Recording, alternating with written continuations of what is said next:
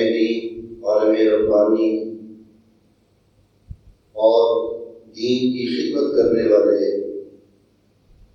اور کما حقہ خدمت کرنے والے اس عظیم الشان انسان کی، آدمی کی کچھ رودات، کچھ سوانح حیات آپ کے سامنے ذکر کی جائے۔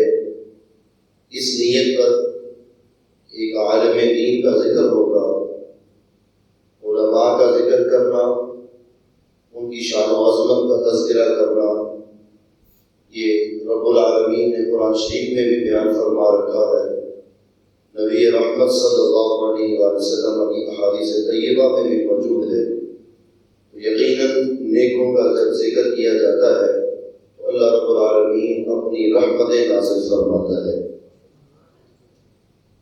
ان کا ذکر کر کے زندگی کے چند ایسے پہلو اور گوشے آپ کے سامنے ذکر کرنے کی کوشش کروں گا جو شاید آپ کے سامنے پہلے نہ ہوں اور آپ نے ان کے متعلق سنے بھی نہ ہوں، جس سے آپ کو یہ اندازہ ہوگا اور پتہ چلے گا کہ وہ انسان، وہ آدمی جس کے ساتھ آپ قلبی محبت رکھتے ہیں، قلبی تعلق رکھتے ہیں، کتنا عظیم انسان تھا۔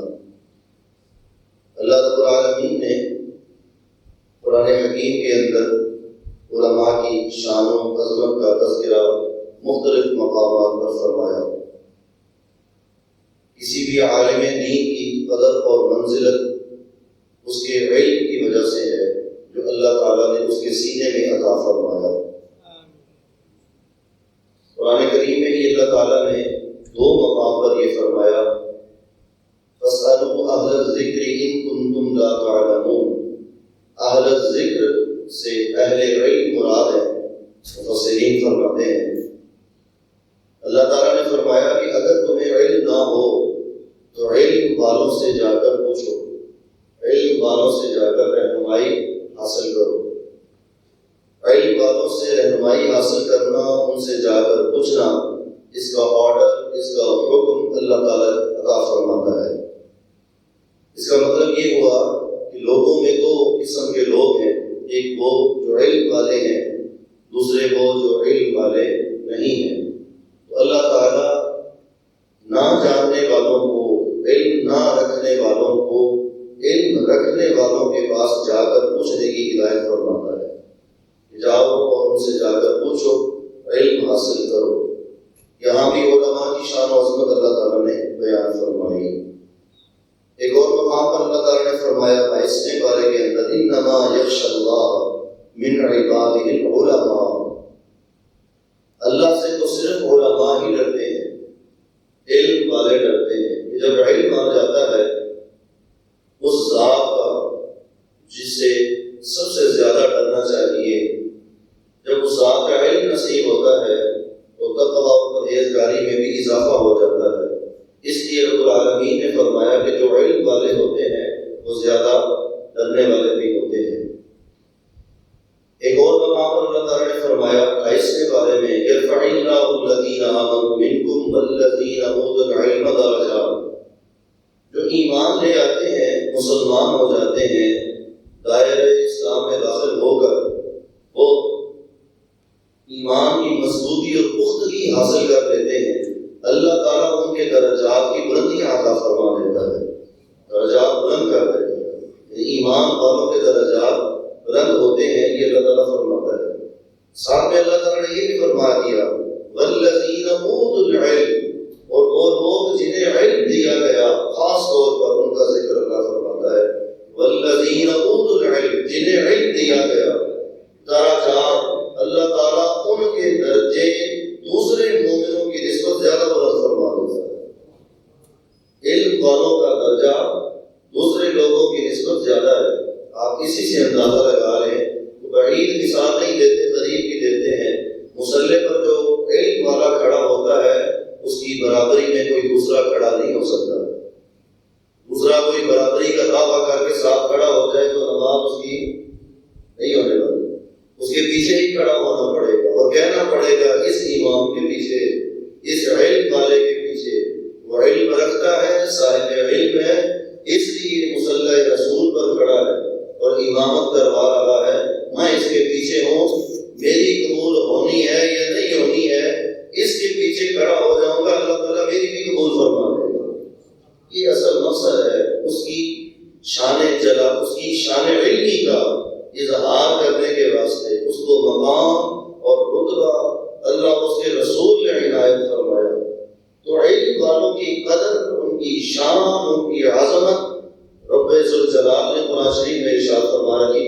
عنوان سے میں نے آپ کے سامنے عرض کر دیا۔ اس کے بعد رسول اللہ صلی اللہ علیہ وآلہ وسلم آپ نے بھی علماء کے حوالے سے مہربانی فرمائی، ان کی شان و عظمت کا تذکرہ کیا۔ دو باتیں عرض کرتا ہوں۔ فرمایا العلماء ورثۃ الانبیاء، جو علم والے ہیں، علماء ہیں، صحیح معنوں میں جنہوں نے علم حاصل کیا اور اس علم پر عمل کرتے ہیں، لوگوں کی رہنمائی کرتے ہیں، صحیح معنوں میں جو علماء ہیں، علماء ربانیین، جن کا آج ہم تذکرہ بھی ساتھ کرنے جا رہے ہیں۔ فرمایا کہ جو علماء ہیں، صحیح معنوں میں جو علماء، یہ نبیوں کے صحیح معنوں میں وارث ہوتے ہیں۔ نبی مال و دولت چھوڑ کر نہیں جاتے ہیں کہ جس کا کوئی وارث بنے، نبی علم چھوڑ کر جاتے ہیں، علم چھوڑتے بھی نہیں، دے کر جاتے ہیں، چھوڑتے نہیں ہیں، دے کر جاتے ہیں۔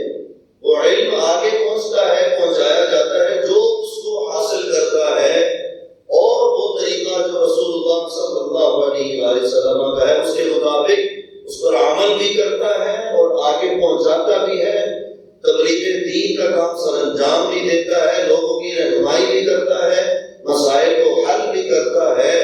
تو نبی کریم علیہ السلام نے ایسی شخصیت کے بارے میں فرمایا وہ نبیوں کا اصل میں وارث ہے۔ کوئی مانے یا نہ مانے، کوئی ڈگری دے یا نہ دے، جو اس پر چل رہا ہے، جس پہ رسول اللہ نے چلنے کا حکم فرمایا ہے، اللہ رب العالمین اسے نبیوں کا وارث فرماتا ہے۔ حضور علیہ السلام کی زبان سے فرمایا کہ علماء نبیوں کے وارث۔ ایک مقام پر نبی کریم رؤوف الرحیم صلی اللہ علیہ وآلہ وسلم نے فرمایا عالم کی شان یہ ہے کہ جب تم اس سے ہاتھ ملاتے ہو، سلام کرتے ہو، مصافحہ کرتے ہو، میرے آقا محمد مصطفیٰ صلی اللہ علیہ وآلہ وسلم نے اس کے بارے میں فرمایا، توجہ ہے، ایک عالم دین سے جب تم مصافحہ کرتے ہو، اس کے ہاتھ میں ہاتھ دیتے ہو اور اس کے بعد السلام علیکم کہتے ہو، وہ جواباً وعلیکم السلام کہتا ہے، میرے آقا محمد مصطفیٰ صلی اللہ علیہ وآلہ وسلم فرماتے ہیں ہے وہ ایک عالم کا ہاتھ جس کے ہاتھ میں تم نے ہاتھ دیا، سلام کیا، اس نے سلام کا جواب دیا۔ ایک عالم سے تمہارا ہاتھ ملانا ایسے سمجھ لو جیسے تم نے محمد مصطفیٰ سے سلام کیا ہے۔ یہ اس کے بعد کیا اور بیان کیا جائے؟ حضور فرمائے عالم سے تم نے سلام کیا، ہاتھ ملایا، تو ایسے سمجھ لو تم نے محمد مصطفیٰ صلی اللہ علیہ وآلہ وسلم کے ساتھ ہاتھ ملا دیا ہے۔ یہ عالم کی قدر ہے، یہ عالم کی شان ہے، یہ عظمت ہے جس کا تذکرہ خود محمد مصطفیٰ صلی اللہ علیہ وآلہ وسلم فرما رہے ہیں۔ میں نے بنیادی طور پر آپ کے سامنے قرآن سے اور آقا علیہ السلام کے فرمان سے عالم دین کی شان و عظمت کا کچھ تذکرہ کر دیا۔ میں نے عرض کیا کہ وہ عالم ربانی جس کا ہم نے تذکرہ کرنا ہے، کچھ گفتگو آپ کے سامنے ان کے حوالے سے کرنی ہے۔ ان کے حوالے سے یقیناً آپ کچھ نہ کچھ تو جانتے ہیں، آپ نے مجھ سے زیادہ ان کو دیکھا کیونکہ آپ کی عمریں زیادہ ہیں، میری عمر آپ سے کم ہے، اگرچہ میں اس گھر میں پیدا ہوا، لیکن آپ نے مجھ سے زیادہ ان کو دیکھا، مجھ سے زیادہ آپ نے سنا۔ آپ عقل مند تھے، آپ اس وقت دانش مند تھے، آپ مسائل کو سمجھنے والے تھے۔ جس دور میں آپ نے ان کو سنا اور بڑی گہرائی سے سنا، آپ ان سے عقیدت محبت رکھنے والے ہیں، تو ہم نے سوچا کہ وہ گوشے جو آپ کے سامنے تھے وہ تو آپ کو معلوم ہے، تو وہ جو آپ کے سامنے نہیں ہے آپ کے سامنے رکھے جائیں۔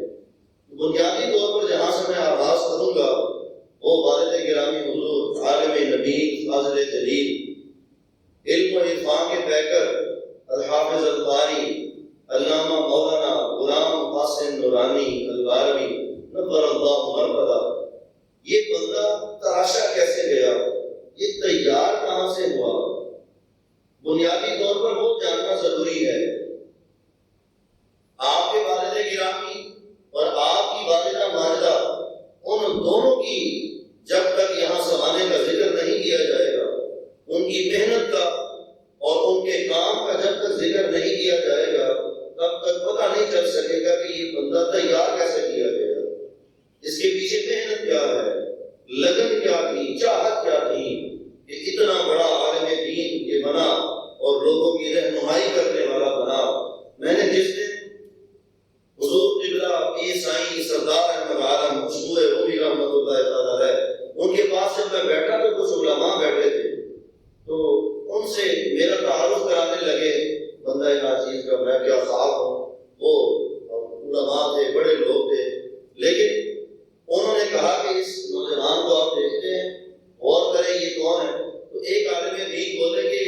محسوس ہوتا ہے کہ یہ کسی بندے کو دیکھا ہوا ہے، اس کی شکل کا لگتا ہے، آپ خود بیان فرما دیں تو مسکرا کر فرمانے لگے کہ یہ ہمارے شیر اہل سنت کا بیٹا ہے. تو ایک عالم دین نے فوراً کا سبحان اللہ، یعنی آپ کہتے ہیں کہ یہ علامہ غلام قاسم نورانی کا بیٹا ہے. یعنی ایسے بڑے لوگ، قد آور لوگ، جن کو ولی کامل کہنا بھی کم ہے، اتنا بڑا آدمی، وہ بھی ان کو جب یاد کرتا ہے تو کہتا ہے وہ شیر اہل سنت ہے. آخر اتنا مقام، اتنا رتبہ اور اتنا عالی شان مقام اس بندے کو کیسے حاصل ہوا؟ سنیے. ان کے والد گرامی یعنی میرے دادا جان کا نام ہے صوفی اللہ پتا. وہ بندہ جب نوجوان تھا، جوانی کو پہنچ رہا تھا، تو اس دور کے مطابق، اس دور کے حساب سے جو ایک جسے آپ کہتے ہیں کمیونٹی، ایک سوسائٹی یا ماحول یا چلنے پھرنے گھومنے، ایک عام نوجوان جیسے آپ دیکھتے ہیں کہ کھیلنے میں اور عیش و عشرت میں مصروف ہوتے، اس قسم کا ایک بندہ تھا، اس قسم کا ایک نوجوان تھا. دین کے ساتھ اس کا لگاؤ دور تک نہیں تھا، ایسا نوجوان تھا. لیکن اللہ رب العالمین نے اس کی زندگی پلٹی. اور یاد رکھیے، میں آپ کے سامنے یاد کر رہا ہوں، اس بندے کی زندگی اس کی گھر والی کے ذریعے اللہ نے تبدیل فرمائی. میری دادی جان کے ذریعے. میری دادی جان رحمت اللہ تعالی علیہا وہ اللہ کی نیک بندی ہیں کہ جو ابھی بچپنے میں تھی تو ان کے ماں باپ نے اس کو گھٹی ہی قرآن کی پلائی.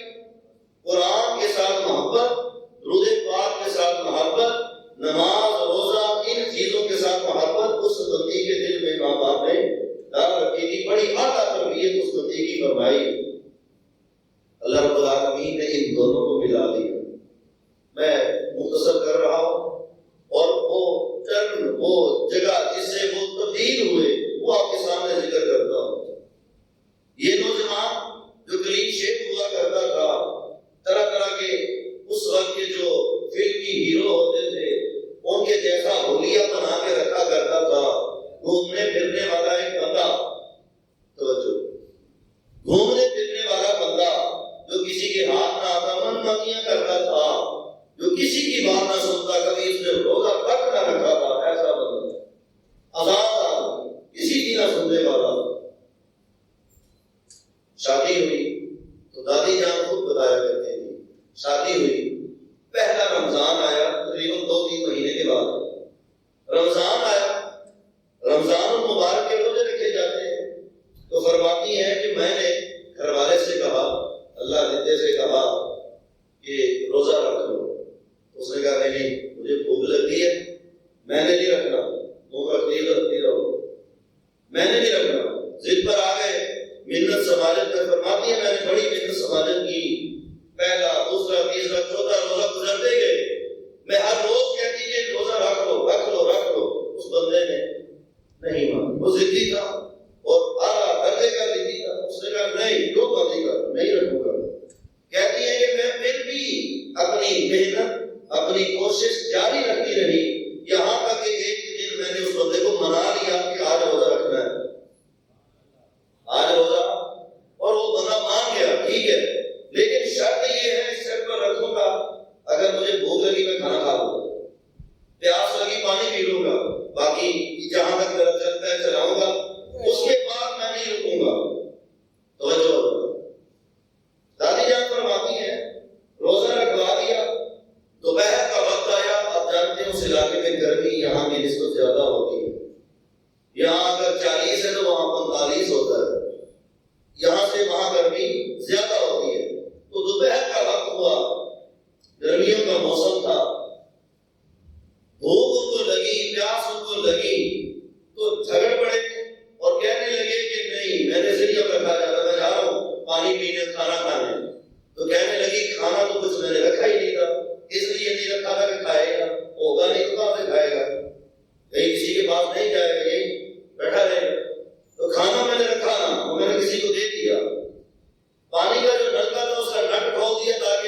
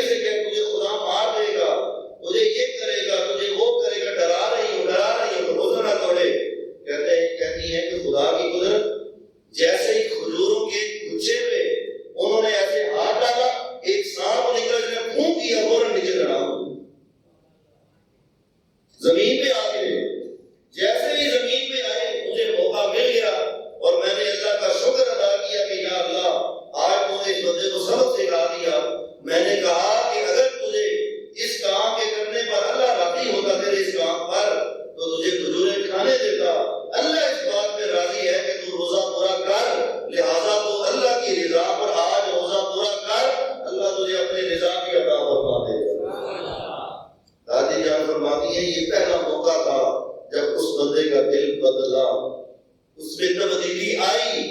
پھر کیسی تبدیلی آئی؟ فرماتی ہے میں نے اس کو روزے رکھوائے، جو چھوٹ گئے تھے وہ بھی رکھوائے، جو پچھلے تھے وہ بھی ایک ایک دو دو کر کے میں نے رکھوائے، نمازیں پوری کرائی۔ یہ وقت تھا کہ جب وہ غریب شیر تھا وہ داڑھی رکھا کرتا، وہ سنت کے مطابق رکھتا۔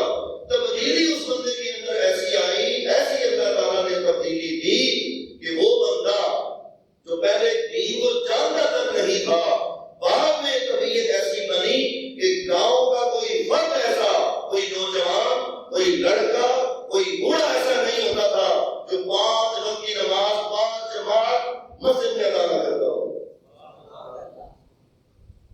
ہاتھ میں ڈانگ ہوتی تھی اور جب اذان ہو جاتی پورے گاؤں کا چکر لگاتے تھے اور ایک ہی آواز دیتے تھے اذان ہو گئی ہے چلو نکلو جا کے نماز پڑھو۔ اور لوگ اس قدر اس وقت حیا والے ہوتے تھے، وہ بڑے تھے گاؤں کے، اس وجہ سے وہ حیا کرتے ہوئے سارے نوجوان گھر سے نکلتے تھے اور باجماعت مسجد میں نماز ادا کیا کرتے تھے۔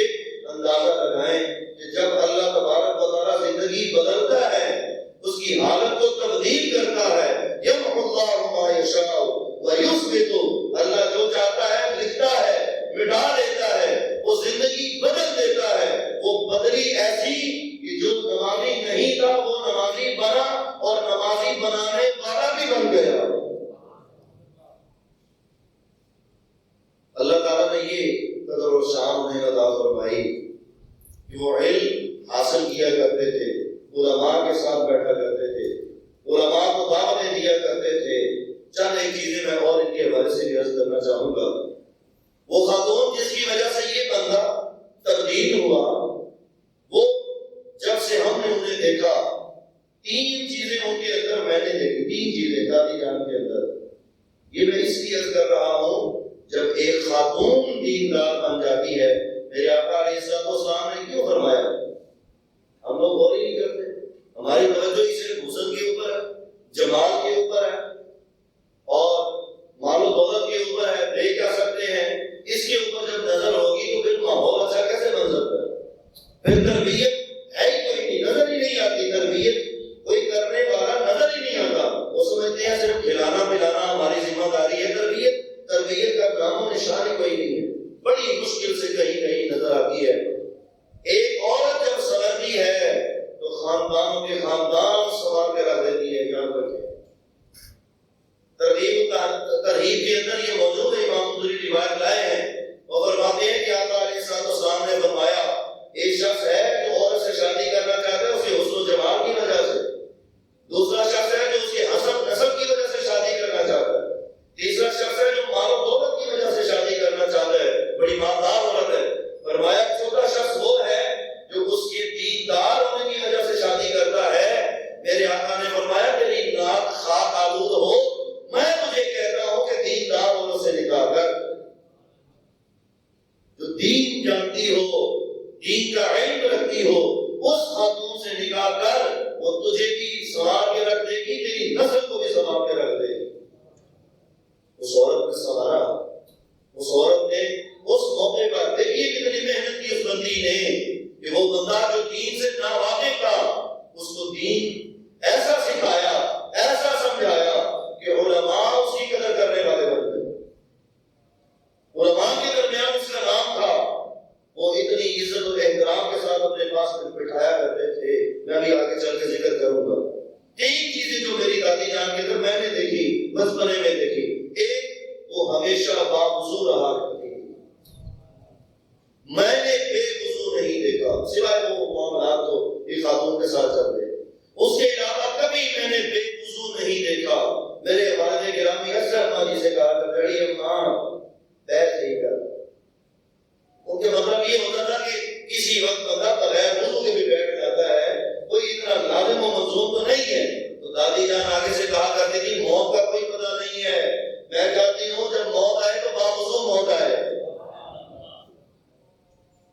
وہ ہمیشہ باوضو رہا کرتی تھی، ہمیشہ، جب تک ان کا ذہن ان کو فارغ کے 3 جھٹکے لگے آخری عمر آخری ایام میں، تو اپنا ذہنی توازن تھوڑا کھو بیٹھی، لیکن جس وقت ان کو یاد آتا، وہ میموری ٹھیک ہو جاتی، اسی وقت کہتی کہ میرا وضو ہے.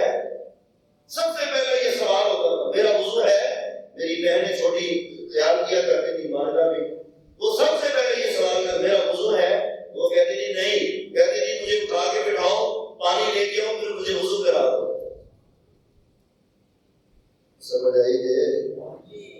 ایک ہی خاتون کا حال ہوئے، سوچو ذرا، ایسی خاتون گھر ہو جو ہر وقت باوضو رہتی ہو، وہ گانے بجان دے گی؟ کوئی بھی بے حیائی والے کام کرن دے گی؟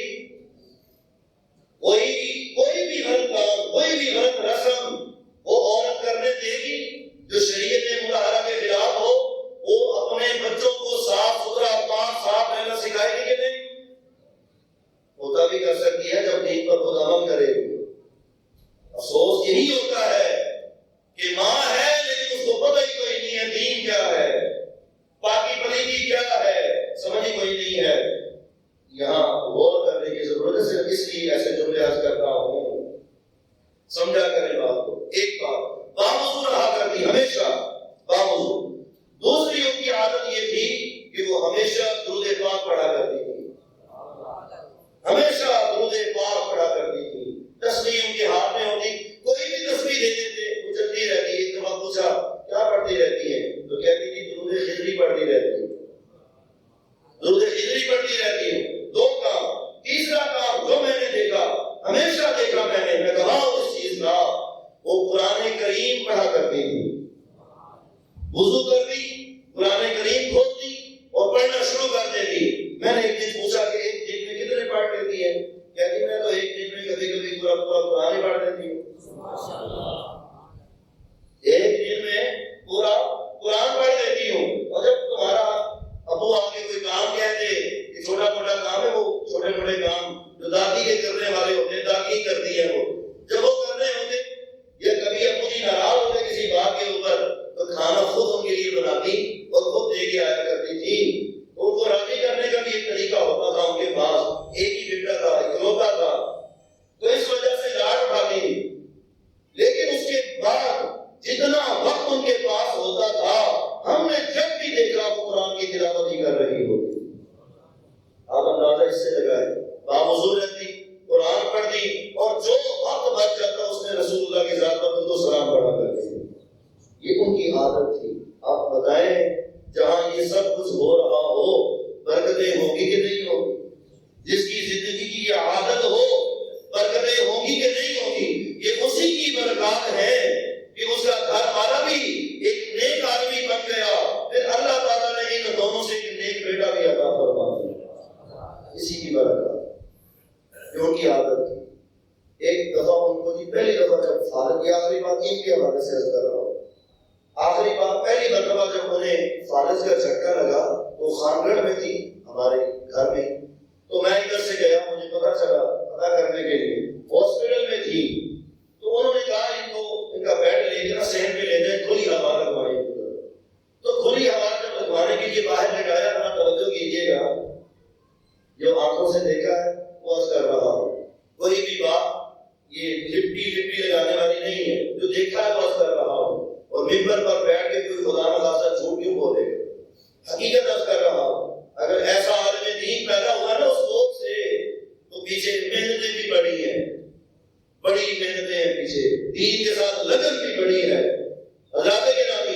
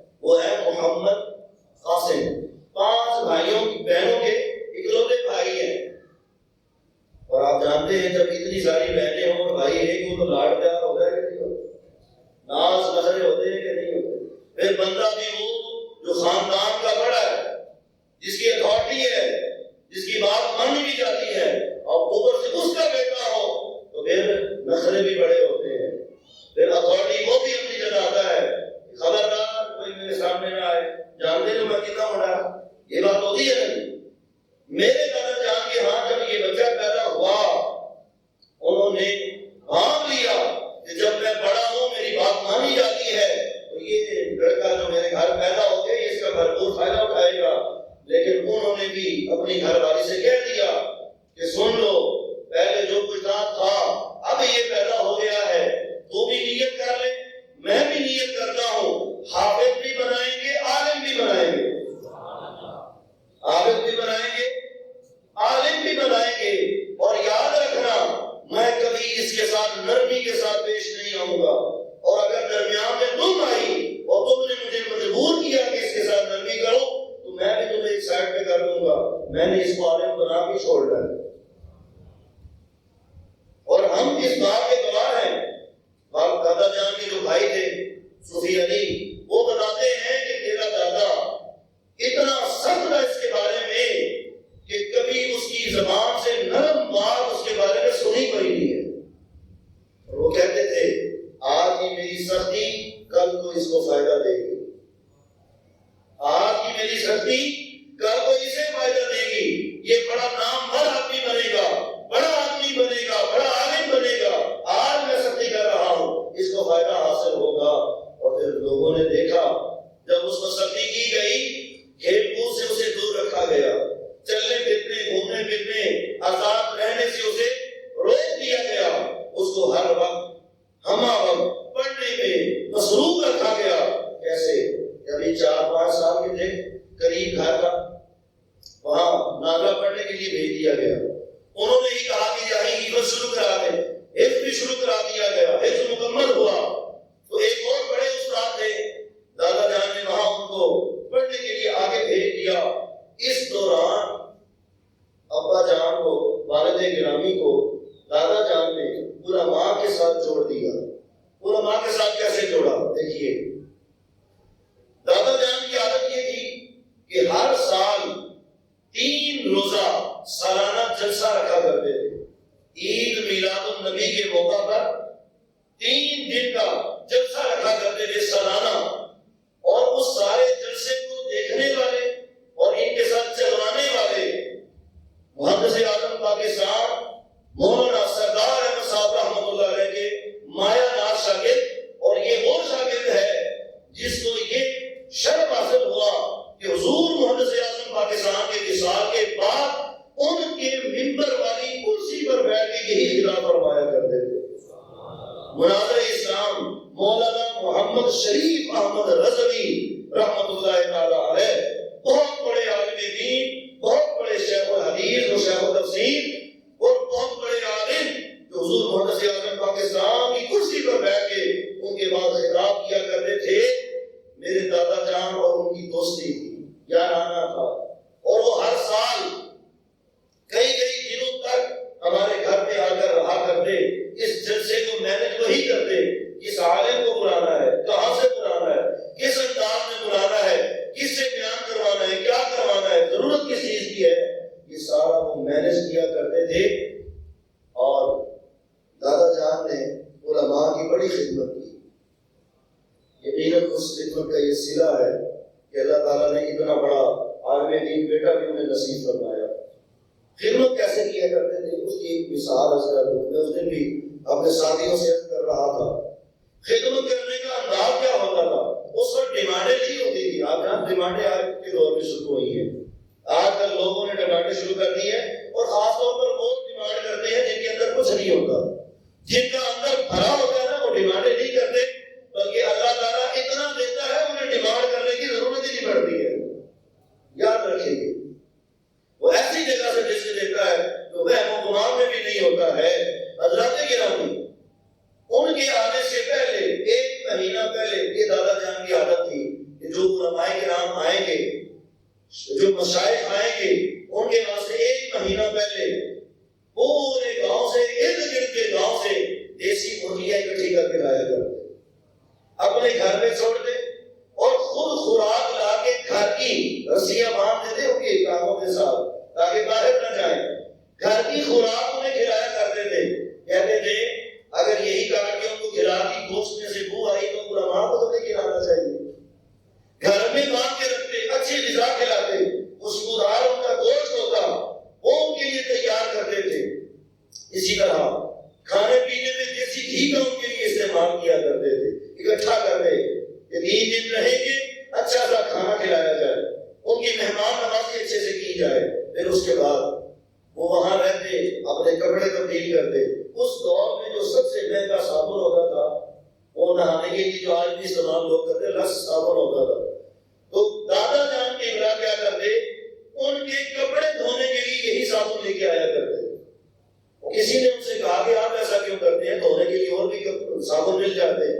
تو فرماتے یہ اچھا صابن ہے اس لیے تو مہنگا صابن ہاتھ دھونے کے لیے نہیں لاؤں گا بلکہ ان کے کپڑے دھونے کے لیے لاؤں گا تاکہ جب اس سے کپڑے دھوئے جائیں تو ان کے کپڑوں سے بھی خوشبو آنی چاہیے. یہ قدر کرتے تھے, ان کا احترام کرتے تھے. یہ قدر اور احترام ہی تھا جس کی بدولت اللہ تعالیٰ نے اس کے اپنے شہزادے کو بڑی جلالت عطا فرمائی.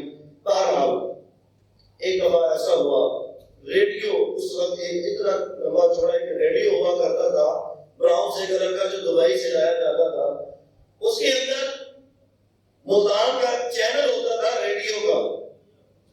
اس چینل پر روزانہ صبح کے وقت فجر کے بعد تلاوت لگتی تھی انوار العلوم حضور غزالی زمان راضی دوران علامہ سید احمد سعید کاظمی رحمۃ اللہ علیہ ان کا ادارہ انوار العلوم. اس کے تجوید کے جو قاری تھے وہ روزانہ اس میں ایک پارہ تلاوت کیا کرتے تھے, روزانہ ایک پارہ تلاوت کرتے تھے. جو ریڈیو گھر میں آیا تو روزانہ صبح معمول تھا کہ اس کی تلاوت سنا کرتے. ادھر سے ناظرہ مکمل کر لیا والد گرامی نے اور حفظ شروع کر دیا ہوا تھا. تو دادی جان اس وقت دادا جان سے کہا کرتی تھی کہ جو یہ قاری صاحب ہے نا, جس طرح یہ قرآن کریم پڑھتے ہیں اور جہاں بھی یہ ہیں, میرا دل چاہتا ہے میں اپنے بچے کو بھی وہیں بھیجوں گا کہ یہ بھی ایسا ہی پڑھے, اس کو وہیں بھیجنا چاہیے. اب دادا جان نے سراغ لگانا شروع کیا, معلومات لینی شروع کی کہ یہ کہاں سے ہیں, کون ہیں. پتہ چلا ملتان شریف میں انوار العلوم کے قاری ہیں جو یہ پڑھتے ہیں. تو گھر والی کو بتایا کہ مجھے پتہ چل چکا ہے, اس کا حفظ مکمل ہو, یہ اپنی منزل یاد کر لے, اس کے بعد ہم انشاءاللہ تعالیٰ وہیں بھیجیں گے. تو اللہ کا فضل اور کرم ہوا. میں نے درمیان میں ایک بات سکپ کر دی لیکن میرا دل کہہ رہا میں آپ کو بتاؤں. وہ بات یہ ہے اور اس بات پہ آج احترام کروں گا اور اس سے اگلا مرحلہ انشاءاللہ تعالیٰ اگلے جمعہ پر آپ کے سامنے شروع کروں گا. سنیں گے اس بندے کی بھی محنتیں بڑی ہیں, جس بندے کا آپ ذکر سن رہے ہیں اس کی بھی بڑی محنتیں ہیں. ایک مکمل کیا اپنے علاقے سے منزل سنانے کے لیے جاتے تھے, تقریباً 10 کلومیٹر کا فاصلہ تھا. پک ڈنڈیاں ہوتی تھیں, کھالے نہیں ہوتے, کھالے کا نام نکلا یا رستہ ہوگا وہ کس آتے ہیں, ہاں جی پاٹ, اس کے اوپر سائیکل چلا کے جانا ہوتا تھا. نہر کے ساتھ جو رستہ ہوتا ہے اس کے اوپر کچا رستہ, اس کے اوپر سائیکل چلا کے جانا ہوتا تھا. سائیکل لے کے دیدی دادا جان نے منزل سنا کے آؤ, وہاں پڑھا کرو. والد گرامی کا منزل پڑھنے کا یہ میں حافظوں سے کہہ رہا ہوں. الحمدللہ میں یاد تو ہے مجھے لیکن میں اس پائے کا میں بھی نہیں پڑھ سکتا جس انداز کا وہ پڑھتے تھے. تقریباً 3 بڑے حفاظ کے پاس جا کر منزلیں سنائی اور ان کا ابا جان کا یہ معمول تھا کہ دن بھر چلتے پھرتے اٹھتے بیٹھتے قرآن پاک کے تقریباً 10 سے 15 پارے پڑھ لیا کرتے تھے. اس عالم کا ذکر سن رہے ہیں. اگر ماں باپ پڑھتے تھے نا تو رات بھی آگے سے پڑھتی ہے. وہ ان کی عادت یہ تھی. اب جب جاتے تھے سنانے کے لیے رستہ تھا کچا تو ٹائر کبھی کبھی پنکچر ہو جاتا, رستے میں رک جاتے, دیر ہو جاتی. تو انہوں نے ایک دن شکایت کر دی استاد محترم نے کہ آپ کا لڑکا دیر سے آتا ہے, اس کو کہا کرے وقت سے آئے. تو دادا جان نے پہلے تو ٹھیک تھا ادب سکھایا. اس کے بعد فرمایا لیٹ کیوں جاتے ہو؟ تو ابا جی نے آگے سے عرض کی کہ ٹائر پنچر ہو جاتا ہے. وہ ڈھونڈتے ڈھونڈتے کہاں سے لگے گا، کوئی بڑی مشکل ہوتی ہے. تو دادا جان نے فرمایا تو خود کیوں نہیں لگاتا؟ دادا جان نے کہا خود کیوں نہیں لگاتا؟ کہنے لگے سامان نہیں ہے. کہا آج ہی سامان آئے گا، جہاں پنچر ہو خود اتر کے لگا کے وہاں پہنچا کر. ابا جان فرمایا کرتے تھے میں خود اترتا، ٹائر کھولتا، اس میں سے ٹیوب نکالتا، خود پنچر لگاتا. وہ پاپا نہیں ہوتا سی وہاں پر لگا، خود ہوا بھرتا، خود اس کے اوپر بیٹھتا. یہ سارا سامان وہ فرماتے ہیں میرے پاس ہوتا تھا، میں خود سائیکل کی مرمت کرتا تھا، پھر اپنے استاد کے پاس پہنچ جاتا، مگر سنایا کرتا. یہ تو سامنے سارا کچھ بیٹھے بیٹھا ملے گا نا، محنت کرنا چاہیے نہیں کرے گا. آج کا حافظ اتنی محنت کر سکے گا؟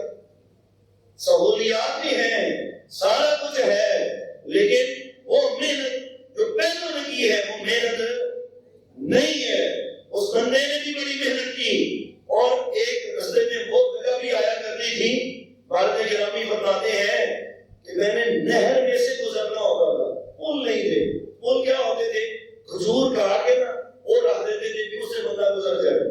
یہ ہوتا تھا، بڑے بیٹھے دیکھا ہوگا چھوٹی نہروں کے اوپر کھجور کاٹ کے نا چیل کے اوپر سے پاؤں رکھنے کی جگہ ہو تو یہ رکھ دیا جاتا، گزر جاتے.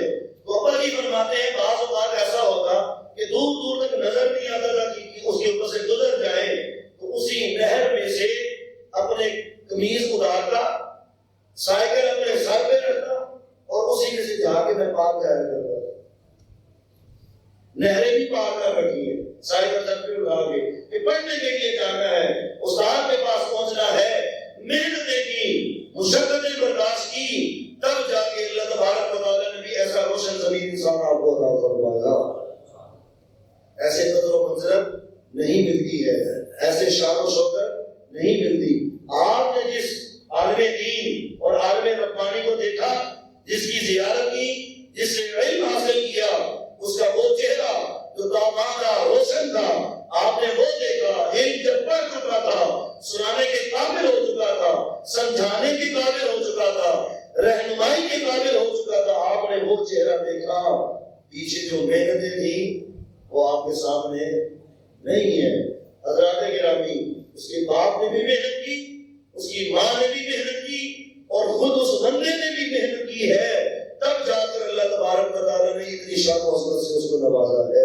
اس لیے تو رب العالمین قرآن میں فرماتا ہے ایمان والوں کے درجے تو ہم بلند کرتے ہیں، اس میں کوئی شک نہیں. والذین اوتوا العلم، جن کو ہم نے علم عطا کیا ہے ان کے درجات کو اور بلندیاں عطا فرما دیتے ہیں. اسی لیے رب العالمین نے یہ فرمایا کہ اللہ سے ڈرنے والے سب سے زیادہ کرنے والے علماء ہی ہوتے ہیں. اسی لیے اللہ تعالیٰ نے فرمایا اگر تمہارے پاس علم نہ ہو تو علم والوں سے جا کر پوچھو. کیوں؟ اس لیے اس علم کو حاصل کرنے کے لیے انہوں نے محنتیں بہت کی ہیں، انہوں نے مشقتیں بڑی اٹھائی ہیں، اور سب سے بڑھ کر آخری بات، سب سے بڑھ کر اس نے اپنا گھر بار سب کچھ چھوڑا اور ہجرت کر کے آپ لوگوں کے پاس آ گئے، اس بھائی بہنوں کے اندر آ گئے.